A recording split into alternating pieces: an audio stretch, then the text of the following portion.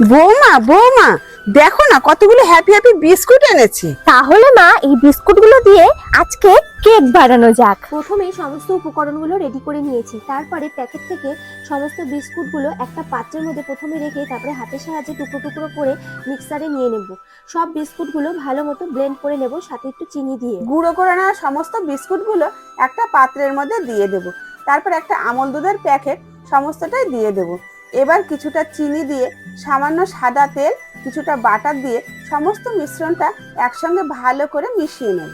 তারপরে ওই মিশ্রণের মধ্যে কিছুটা অল্প অল্প করে জল দিয়ে হ্যান্ড ব্লেন্ডারের সাহায্যে ভালো করে সব কিছু একসাথে নাড়িয়ে নেব।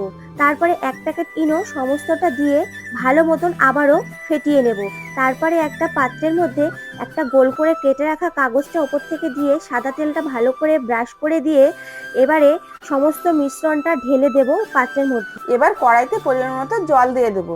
তারপর জলটা ভালো মতো গরম হয়ে গেলে কড়াইয়ের মধ্যে একটা স্ট্যান্ড বসিয়ে দিয়ে ওই বাটিটা দিয়ে ঢাকা দিয়ে দেবো। ঠিক 20 মিনিট পর চেক করে নিতে হবে কেকটা হয়েছে কিনা একটা কাঠির সাহায্যে। কাঠির গায়ে যদি কিছু লেগে থাকে তার মানে কেকটা হয়নি। আবারও 20 থেকে 25 মিনিট পর কাঠির সাহায্যে দেখে নিলাম, হয়ে গেল আমাদের কেক। চলো আর কি, রেডি আমাদের বিস্কুট দিয়ে কেক। তাহলে এবার শাশুড়ি মাকে একটু টেস্ট করানো যাক। কেমন, ভালো তো? দারুণ।